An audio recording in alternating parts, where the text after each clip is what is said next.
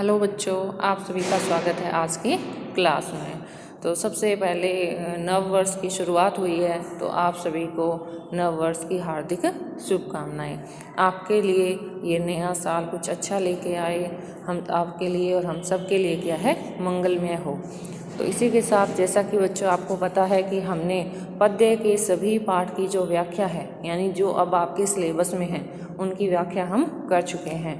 तो अब हम क्या है, इसके गद्य भाग का जो दूसरा अध्याय है, जिनेंद्र कुमार द्वारा लिखित हुई कहानी बाजार दर्शन, जो क्या है मनोवैज्ञानिक कहानी है, तो उसके बारे में हम बात करेंगे।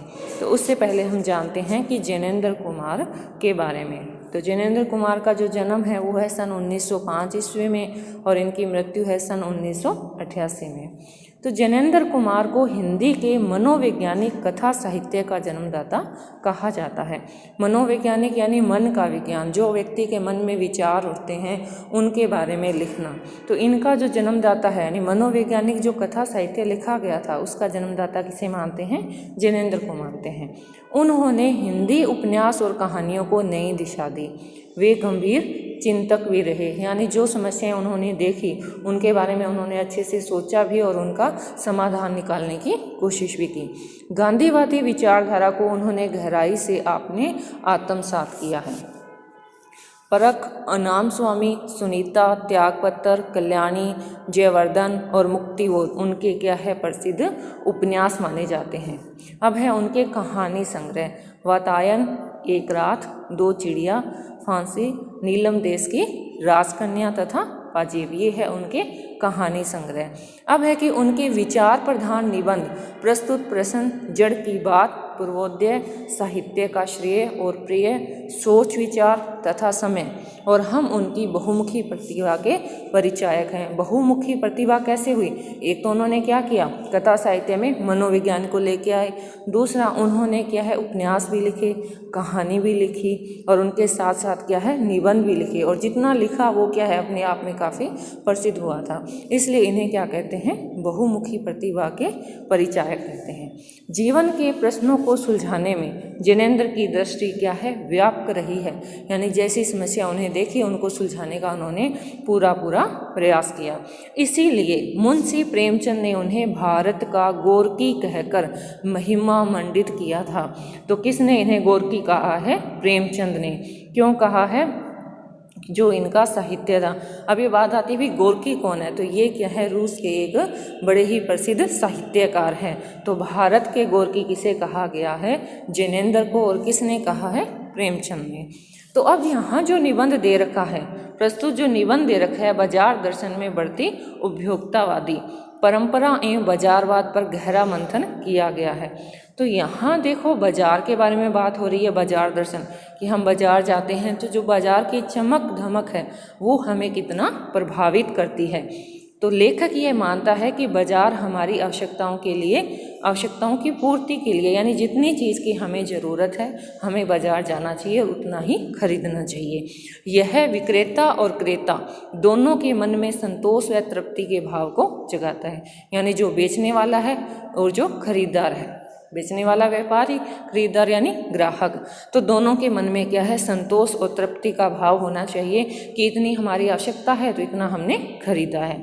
लेकिन उपभोक्तावादी परंपरा ने आज बाजार को अपनी आर्थिक संपन्नता के दंभ प्रदर्शन का साधन बना लिया है।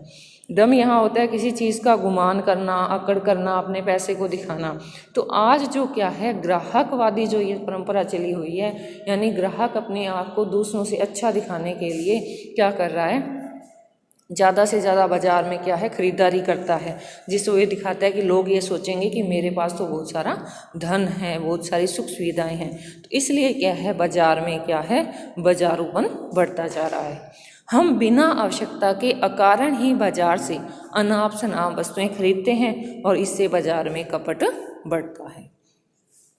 कृत्रिम अभाव बनता है और महंगाई बढ़ती है। यानी जिनके पास पैसा है वो तो अपने पैसे की पावर दिखाने के लिए क्या है कुछ भी खरीदते रहते हैं, जिससे उनके क्या है आराम के साधनों में बढ़ावा मिले। तो इससे क्या है महंगाई बढ़ती है, और जो महंगाई बढ़ती है उसका प्रभाव किस पे पड़ता है, आम आदमी पे पड़ता है। क्यों? क्योंकि वो तो सुबह से शाम तक क्या है अपने खाने 2 वक्त की रोटी की व्यवस्था में लगा रहता है, और इतने में क्या है बाजार का जो महंगापन है उसे वो क्या है बर्दाश्त भी नहीं कर सकता है। आज ग्राहक और विक्रेता दोनों ही कपटपूर्ण व्यवहार से हमारे विनिमय और अर्थतंत्र को क्षति पहुंचा रहे हैं।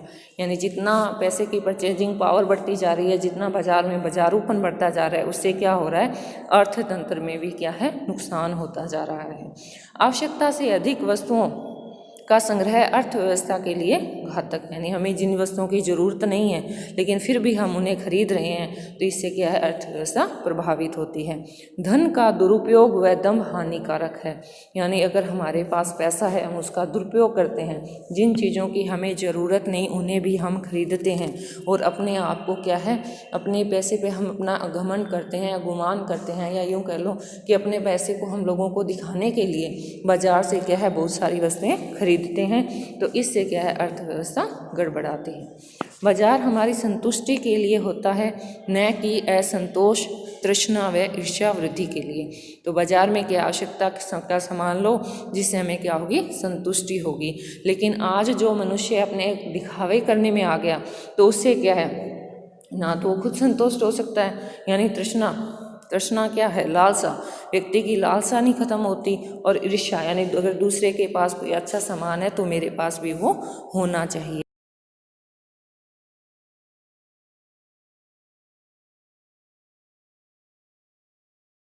इस तरह से व्यक्ति में क्या है आवश्यकता से ज़्यादा वस्तुएं खरीदने पर क्या है उसमें असंतोष का भाव व्याप्त हो जाता है, और अधिक मात्रा में क्या है लालसा जगने लगती है, और क्या है ईर्ष्या भी बढ़ने लगती है।